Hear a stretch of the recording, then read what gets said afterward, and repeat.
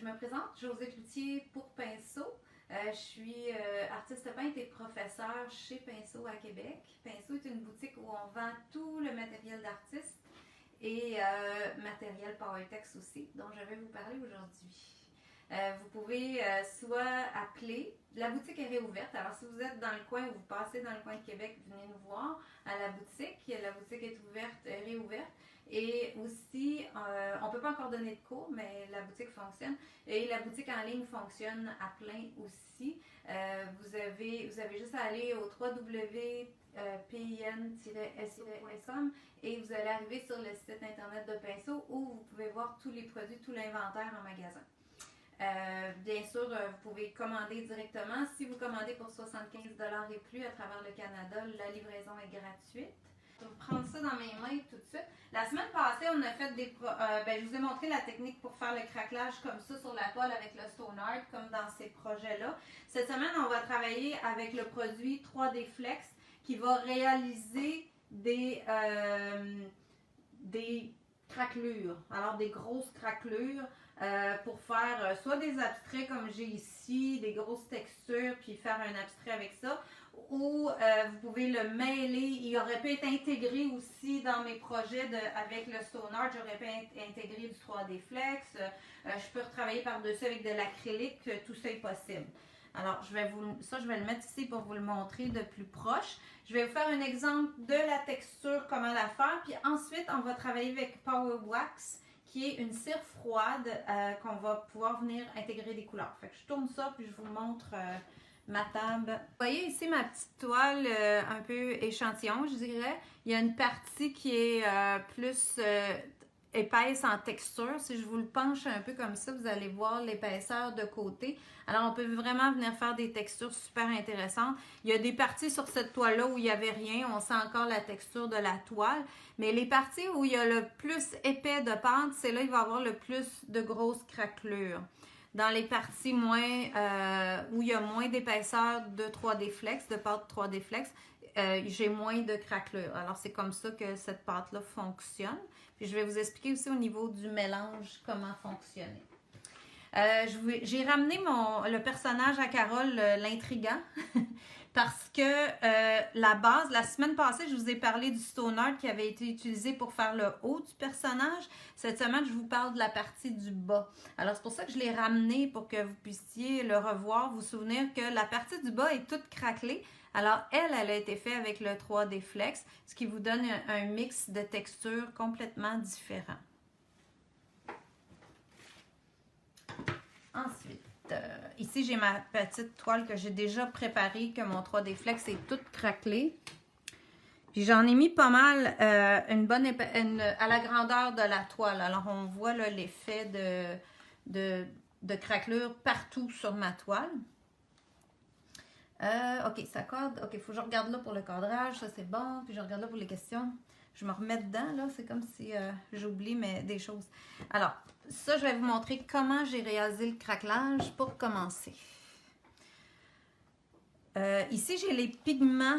Je vais vous en parler tantôt. Regardez les belles couleurs qu'il y a là-dedans. C'est vraiment des beaux pigments. C'est Kama Pigment qui fait ces pigments-là. C'est des pigments en poudre. On en a aussi dans PowerTex. On peut faire venir des pigments en poudre. On regarde aussi la ligne des pigments PowerTex. Mais ça, c'est des pigments de la compagnie Kama.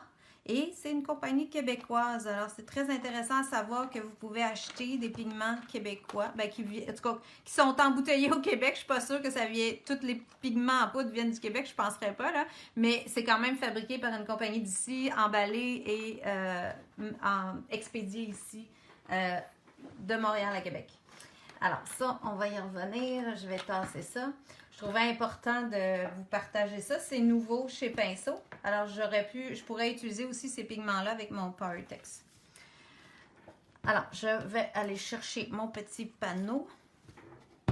Mon PowerTex Ivoire, le Easy 3D Flex.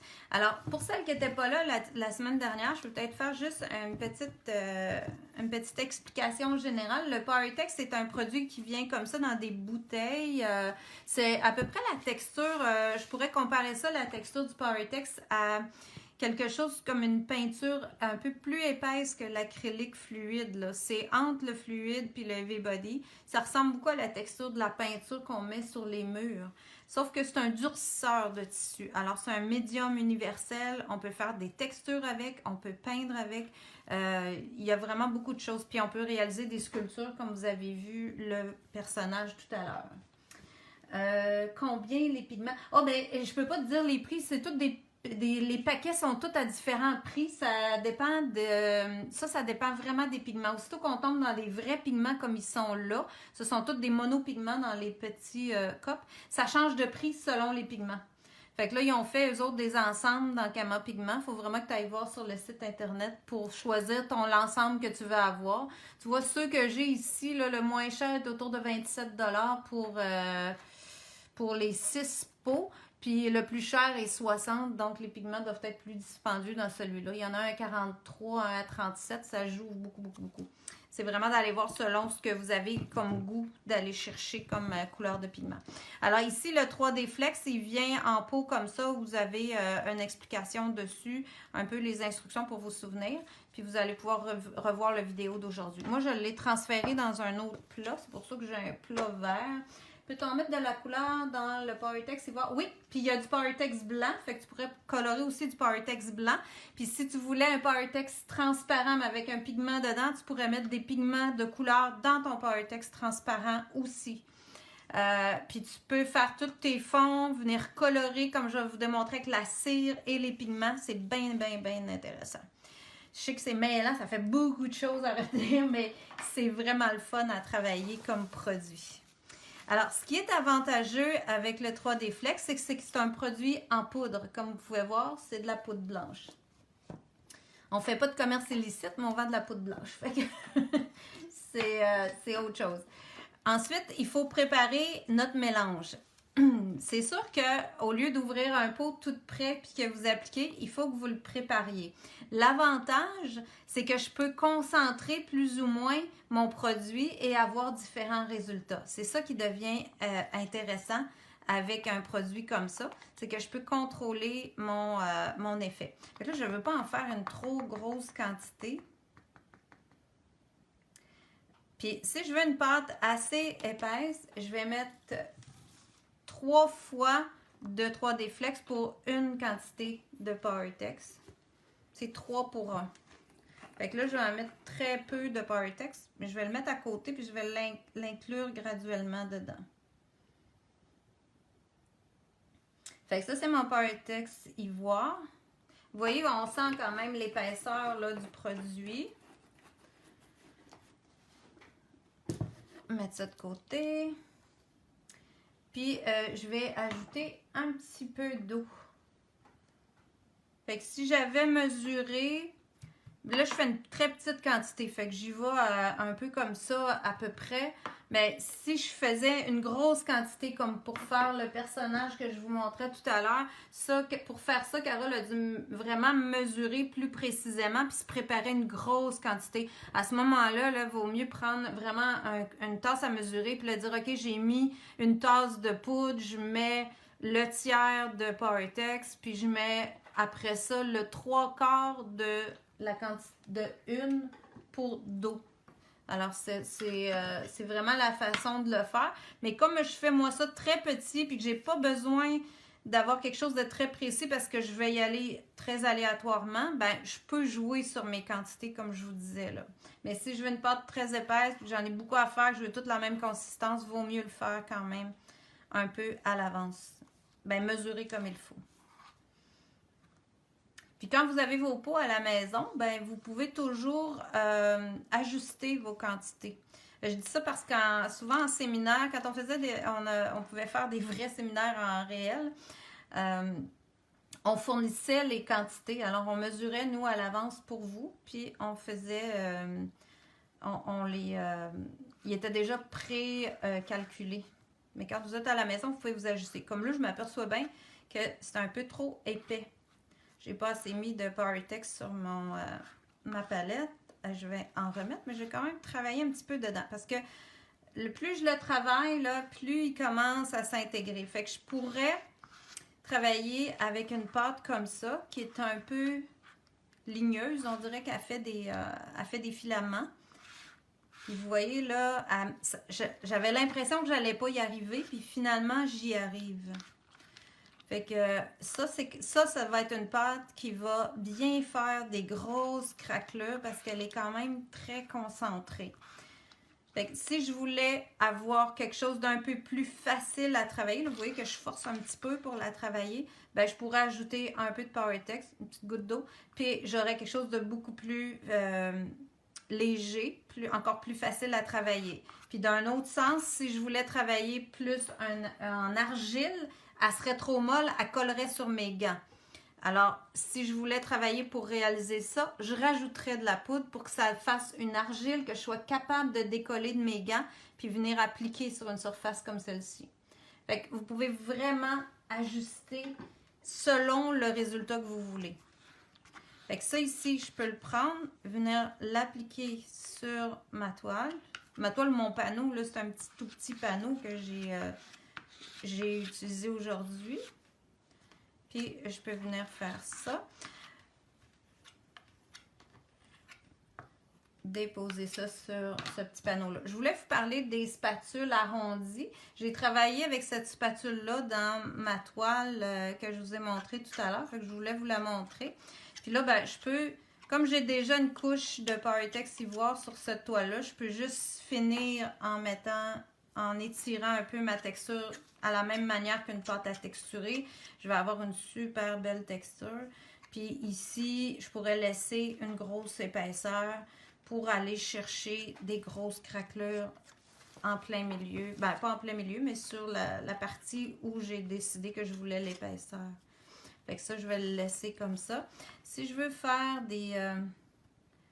ça avec la spatule, il faut venir chercher nos épaisseurs puis aller faire comme une craquelure déjà. Vous voyez, si je viens chercher avec ma spatule puis que je le ramène, c'est comme si je viens créer un petit bourrelet au bord. Puis je vais avoir encore plus d'effet dans ça.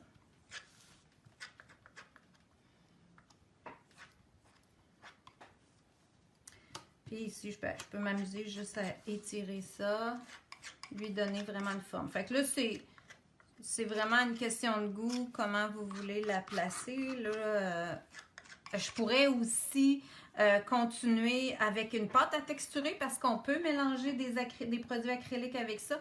Fait que je pourrais continuer à mettre une autre genre de texture. Je pourrais revenir avec ce que je vous ai montré la semaine dernière, c'est-à-dire du Stone Art et l'intégrer dedans. Tout ça est possible. Puis me donner d'autres textures au contour de ça ou simplement du Powertex puis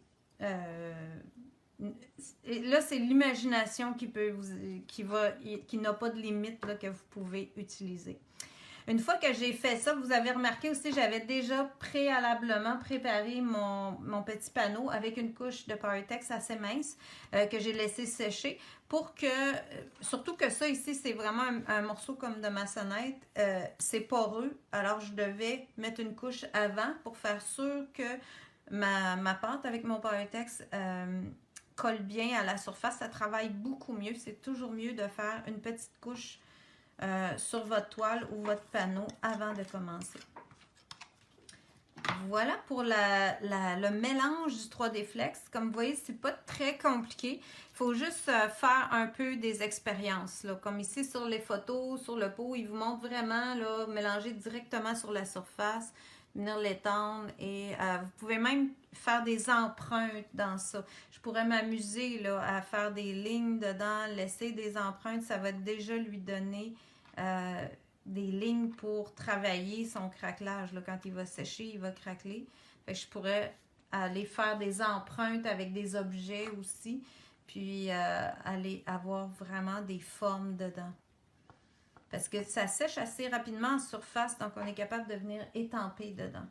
Comme je vous ai montré la semaine passée dans mon Stone Art, je peux faire la même chose dans le 3D Flex, c'est-à-dire venir faire vraiment les empreintes comme ça avec des ronds ou des formes. Puis ça va faire des motifs qui vont rester là-dedans. Voilà. Fait que je vous mets ça de côté. Puis je vais vous montrer mon autre petite toile qui est séchée, celle-là, pour pouvoir vous montrer avec la cire froide. Puis tout ça est compatible avec l'acrylique, ça je vous l'ai dit. OK, alors ça ici. Ça, on va enlever une feuille. Ben, je vais juste tourner. Je vais aller utiliser le à côté. Comme ça. Ici, j'ai mon pot de cire froide. Ça, il y a deux formats, je crois. Il y a ce petit format-là, puis il y en a un autre un peu plus gros chez Pinceau. Alors, ça s'appelle Power Wax et c'est une cire à base d'eau. C'est une cire froide. Alors, elle est compatible avec les acryliques, puis elle est compatible, bien sûr, avec les pigments. OK. Alors ici, je me suis amusée à commencer. Puis là, elle est sec, là. Je vois bien, là, ça bouge plus du tout. Donc ça, c'est quelque chose que je pourrais venir polir, si je veux, avec un linge doux. Puis rendre plus brillant que ce que c'est là. Mais ça, c'est pas quelque chose, je pense bien, qui serait visible à l'écran, là. Mais un coup qu'elle est séchée, puis c'est pas très long à sécher, là, c'est quelques heures. Ou vous pouvez le laisser sécher puis le lendemain, venir le polir si vous préférez attendre un petit peu plus longtemps. Des fois, on n'est juste pas patient. Hein? Faut juste prendre le temps puis laisser sécher. Fait que vous voyez, là, ici, ça l'a super bien craquelé. Là, j'étais bien, bien heureuse de tout ça. Puis on sent très bien les craquelures les plus grosses sont vraiment là où j'ai laissé le plus d'épaisseur. Alors, dans mon petit morceau que je vous ai fait tout à l'heure, je peux pas déterminer le sens des craquelures, mais c'est sûr que ça va être ici que je vais avoir les plus grosses craquelures vont se faire dans cet espace-là. Puis ça va devenir plus petit en s'en allant vers les côtés, comme dans ma toile ici. J'en ai quand même pas mal. J'en ai plus épais encore ici que sur le petit morceau que je viens de vous démontrer. Fait qu'on sent comme ici, il y en avait une grosse épaisseur, ça a fait une grosse craquelure. C'est quelque chose qui prend quand même un bon 24 heures à sécher. Moi, je lui donnerais en tout cas son 24 heures. Lui, il a été fait pas hier, avant-hier. Fait qu'il est bien, bien sec, là. Puis il y avait quelque chose sur cette toile-là, ça a ressorti un petit peu. Il y a une couleur qui est sortie comme un peu rosée à travers. Fait que ça, un coup que c'est séché, je peux le peindre à l'acrylique ordinaire, simplement. Ou là, je voulais vous parler des pigments, donc j'ai décidé des pigments et de la cire, de vous démontrer avec la cire qu'est-ce qu'on peut faire. Alors la cire, c'est comme une pâte, un peu comme une pâte à texturer, mais c'est vraiment une texture de cire. J'ai pas emmené mes petits gants, ça sera pas long. Je vais prendre ma petite paire de gants. Parce que moi, j'aime bien ça, travailler ça avec mes mains. Puis c'est souvent, il y a beaucoup d'artistes que j'ai vus qui travaillaient cette cire-là comme ça. Fait que j'ai adopté cette méthode-là pour faire dans ça. Mais vous pourriez l'appliquer au pinceau. Vous pouvez la mélanger avec des pigments de poudre. C'est ce que j'ai fait dans ça. Je vous montre ça. Comme je vous montrais tout à l'heure, ces pigments-là de Kama Pigment. Ici, j'ai le Fluo Combo. Mais là, je ne les ai pas ouverts. Là. Fait que moi, je vais utiliser celles que j'avais déjà dans PowerTex pour vous faire les démos aujourd'hui. Mais c'est des super belles couleurs. Là. Il y a vraiment des belles couleurs. Ici, j'ai le organique. Alors, j'ai plus des couleurs vraiment plus organiques, là, plus de nature. Ensuite, et puis il y a d'autres, j'ai pas emmené toutes les kits, là, il y en a d'autres. Ici, c'est le cobalt. Alors, c'est tous des tons de bleuté, cobalt, mauve, turquoise. C'est vraiment des beaux pigments. Puis ici, j'ai les métalliques. Alors, ça pourrait faire là, les accents en surface de la cire aussi. Puis quand vous utilisez des pigments en poudre comme ceux-là, autant que ceux de PowerTex, vous pouvez soit les mélanger avec la cire comme je fais aujourd'hui ou avec n'importe quel autre liant. Parce que le pigment, il est en poudre quand je le mets sur ma surface. Je viens lui donner un liant qui aujourd'hui est la cire. Je pourrais décider de mettre un médium et vernis liquide pour en faire une peinture plus liquide. Je pourrais décider de mettre un Bindex pour y en faire une une peinture style Heavy Body. Je pourrais utiliser un médium à l'huile pour faire de la peinture à l'huile, etc. Alors, vous comprenez que là, les pigments deviennent bien intéressants parce je vais pouvoir doser ma quantité de pigments dans ma couleur, alors l'intensité de ma couleur. Puis, qu'est-ce qui donne aussi les transparences? C'est vraiment le pigment en tant que tel. Il y a des pigments qui vont être plus opaques, il y a des pigments qui vont être plus clairs. J'ai pas beaucoup de formation en pigments et tout ça là, pour vous expliquer tous les chiffres puis la chimie de ça. Mais je fais des essais, puis quand j'aime ça, je l'utilise. Fait que ça, c'est toutes des possibilités que vous pouvez faire. Fait que je vais commencer par mélanger mon petit verre. Il s'appelle verre mousse, celui-là. Puis on vient mettre la cire avec. Il faut quand même travailler un petit peu pour que là, la poudre se dissolve dans le liant.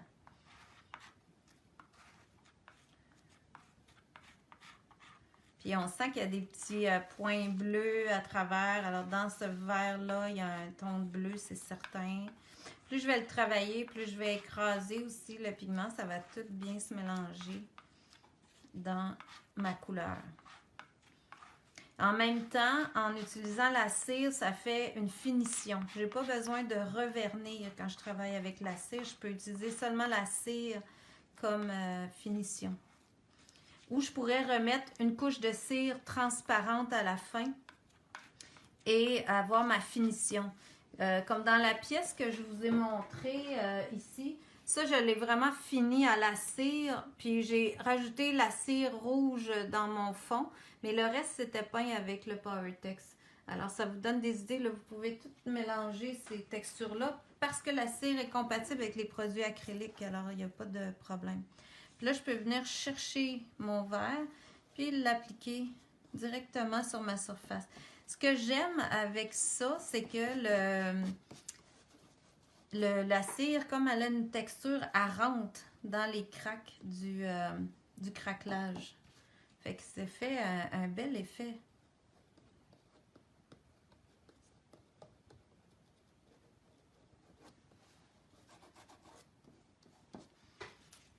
Je vais prendre mon autre spatule. Celle-là, ouais. OK. Des fois, ça peut être un petit truc le fun.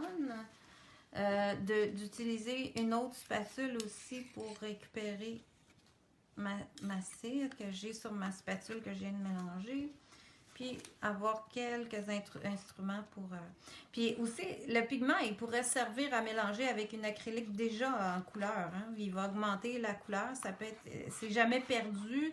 Ça peut pas sécher. C'est déjà un produit en poudre. Des fois, ça peut être des produits bien, bien intéressants à avoir. Là. Il y a des élèves que je sais qui travaillent avec moi souvent puis qui ont déjà acheté des pigments en poudre. Puis là, je dis tout le temps, laisse ça dans ta valise. On va pouvoir l'utiliser de temps en temps avec un liant, avec les autres acryliques que tu as déjà. Puis ça marche, c'est super le fun. Ça nous donne d'autres options de couleurs ou pour augmenter une couleur aussi. Le turquoise est magnifique. Dans ça, là, ça fait vraiment un beau turquoise. Puis là, ben, je peux venir continuer avec le turquoise, embarquer un peu avec mon vert. Puis les embarquer, les croiser aussi, un par-dessus l'autre.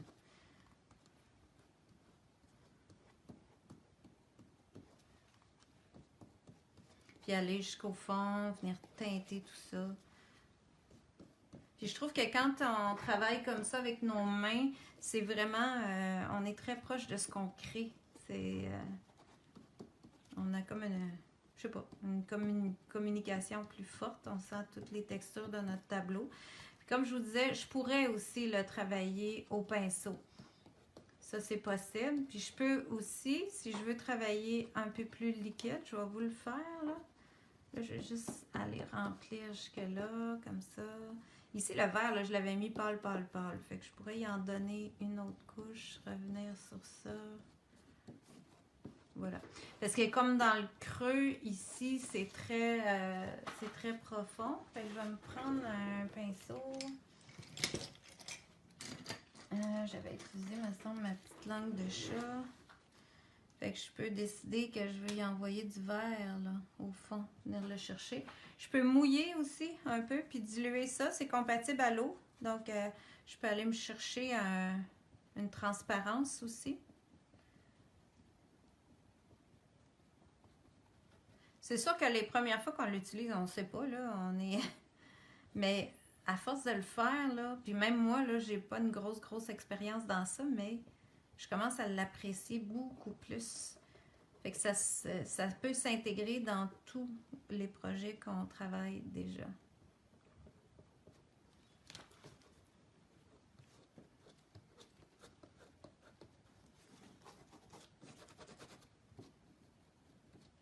Je vais en enlever un peu, venir chercher ça, me donner ça.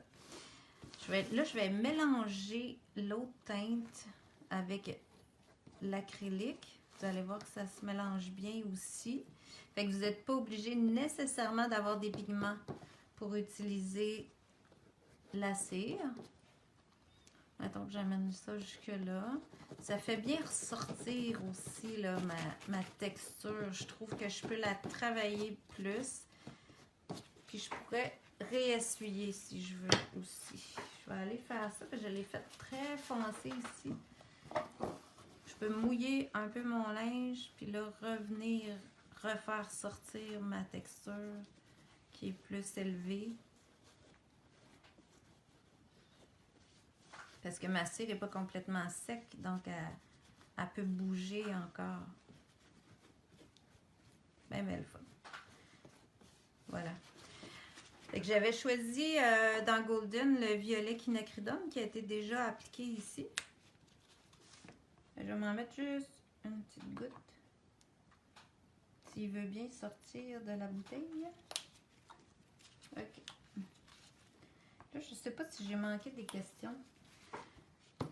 Au pire aller, je vais vous répondre après, inquiétez-vous pas. D'habitude, je fais le tour, puis je vais voir ce que vous m'avez posé comme question que j'ai pas répondu.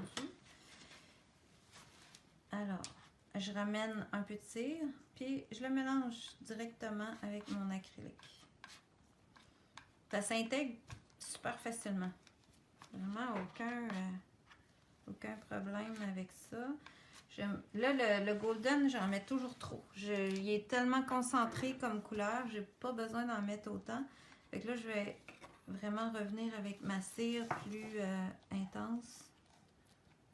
Puis là, vous voyez que ça blanchit un peu la couleur, hein, parce que la cire n'est pas sec. Alors, elle est légèrement blanchâtre. Mais quand ça va sécher, ça va devenir transparent et redonner la vraie couleur à la peinture.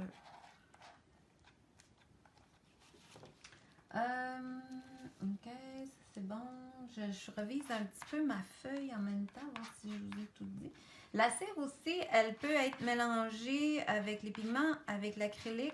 Je pourrais aussi la mélanger avec les bistres avec lesquels j'ai fait les craquelures la semaine passée sur mon Stone Art, qui est des pigments naturels. Ça peut être mélangé avec aussi. Alors, tout ce qui est coloré peut se mélanger avec ça, en autant que ça a une base acrylique. Puis ça faisait très beau, cette couleur-là, avec le turquoise qui est ici. Fait que là, je peux embarquer dessus, venir juste effleurer. Je pourrais très bien le travailler au pinceau aussi, là, mais je trouve que avec mes doigts, ça donne un effet le fun sur ces textures-là.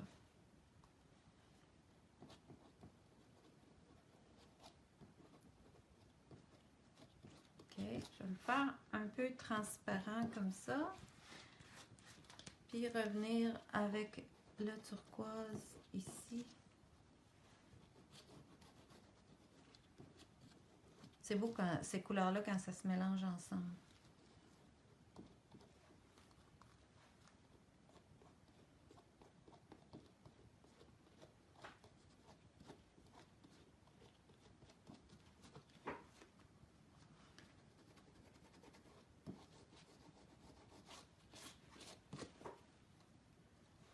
Fait que je sais pas trop ce que ça va avoir l'air quand je vais avoir fini. J'ai fait vraiment ça en préparation pour vous faire la démo. Fait que j'ai pas trop pensé un modèle dans ça, là. Mais, puis je voulais être sûre que ça craque, j'en ai mis ben épais. Mais je vais avoir un bel abstrait, je pense. Il y aura moyen aussi de revenir, si je veux, avec du PowerTex pour fermer quelques sections. Mais tranquillement, là, je vais continuer à ajouter de la cire pour colorer un peu partout mes textures de craquelage. Puis en même temps, la cire aussi, ce que je voulais vous mentionner, vous pouvez l'appliquer au pinceau, à la spatule. Les outils se nettoient tous à l'eau très facilement. J'avais un peu peur de ça. Je me demandais si j'allais être capable de bien nettoyer mes outils. Puis oui, il n'y a pas de problème, ça se nettoie très très bien. Là, si vous regardez la partie qui était déjà peinte, il est comme illustré dessus. Je suis venue ajouter des pigments argentés. Je vais juste continuer un tout petit peu ici avec mon turquoise.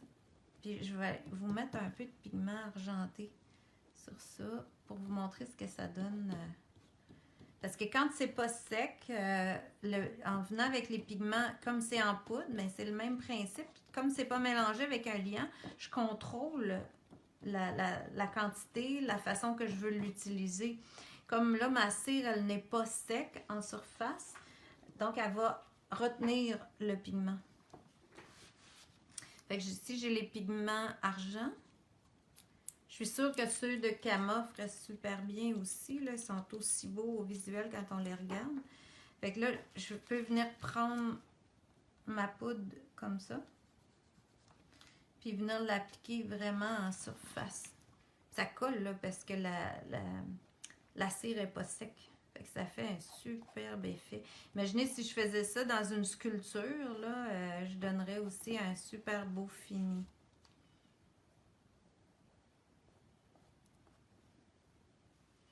Fait que ça, je vais le bouger un peu pour vous montrer, là, parce que je sais pas. Oui, on le voit, je pense.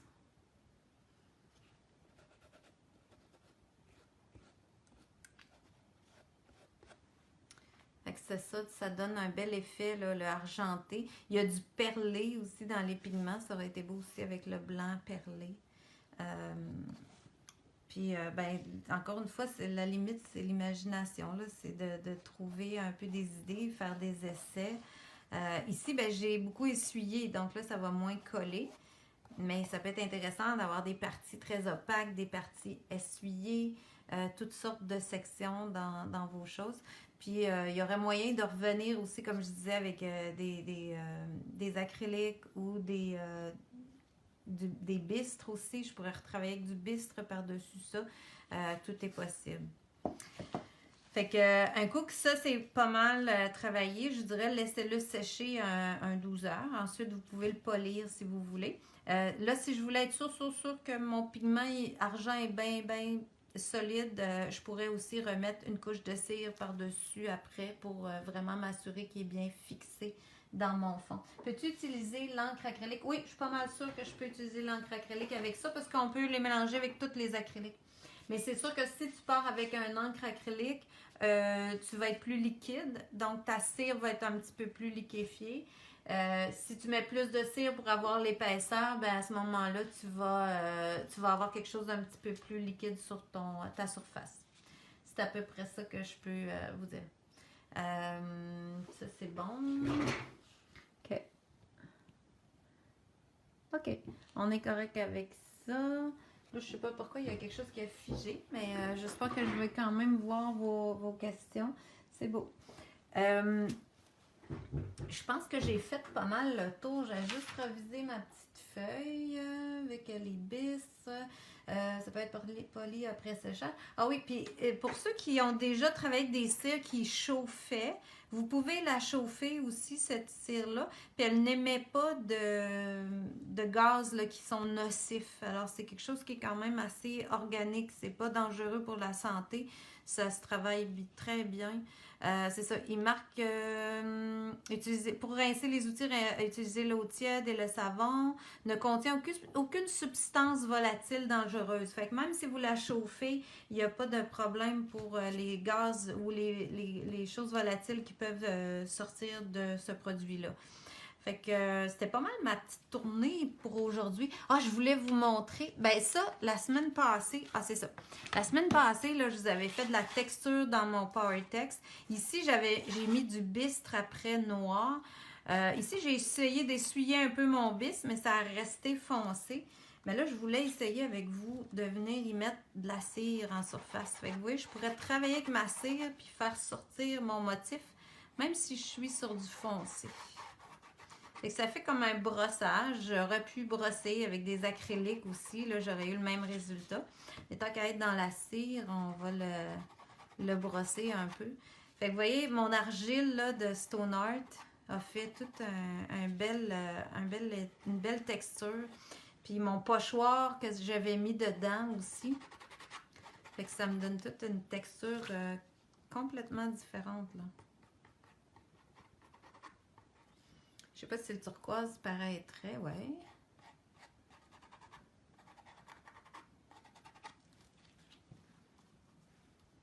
Fait que je peux travailler sur le stone art que j'ai fait aussi.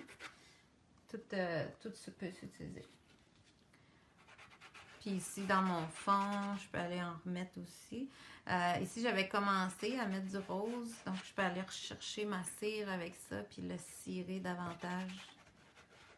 Puis, je vais avoir un beau fini aussi sur ce petit morceau-là.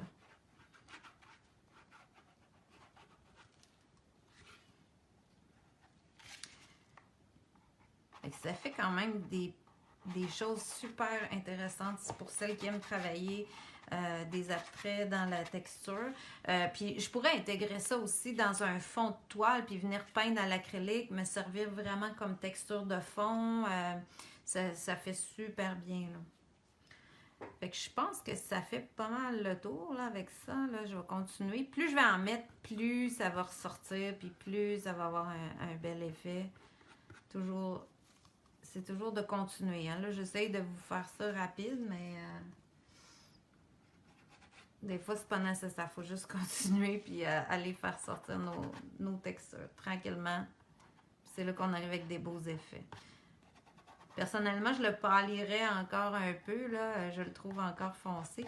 Il faudrait que je mélange là, des teintes un peu plus pâlies, des blancs, aller ajouter un peu de blanc là-dedans, puis revenir texturer ça en surface pour faire sortir les profondeurs des textures réalisées en dessous. Et voilà. Fait que ça, on peut finir peut-être avec juste l'argent. Hey, ça colle. Et voilà. Fait que là, sur la cire fraîche fait avec les doigts.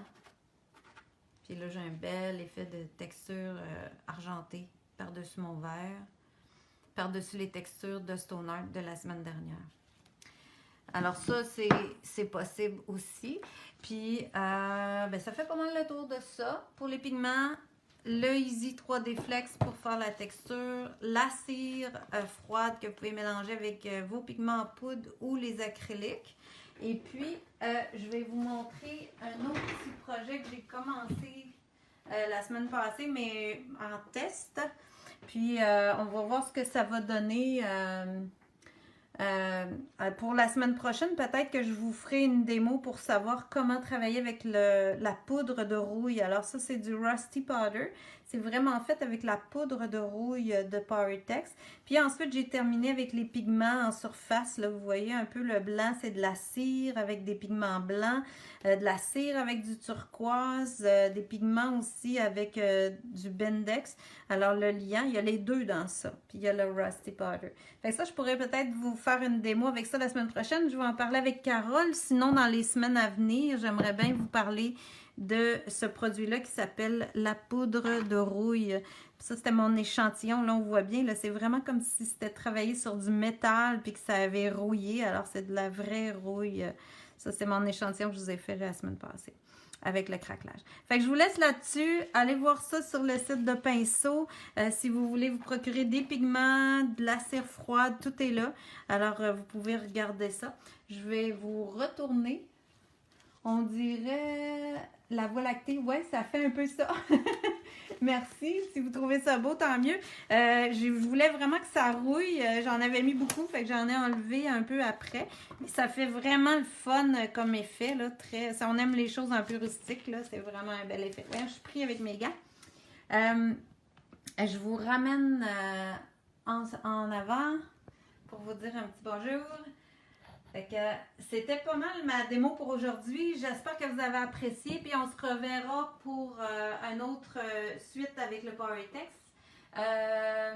Wow, et encore, ben, merci beaucoup. Si vous aimez ça, c'est tant mieux, c'est magnifique. C'est des produits qu'on connaît peu ici au Canada. On commence, nous autres, à les faire connaître. Alors, je veux vous amener vers autre chose. Là, je commence avec vraiment des produits plus techniques, puis vous montrer comme technique par technique. Puis à un moment donné, on fera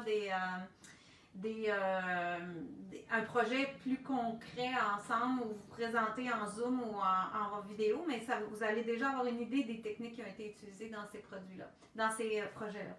Alors, on se voit à une prochaine fois, probablement la semaine prochaine.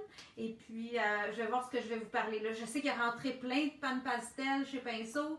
Fait que peut-être qu'on va revenir à ça, peut-être qu'on va vous parler d'autres choses. Éventuellement du Rusty Powder aussi de PowerText. Alors, amusez-vous, continuez à rire et vous amuser et à créer. Merci beaucoup d'avoir été là. Puis, on se dit à la semaine prochaine. Bye bye, bonne fin de journée.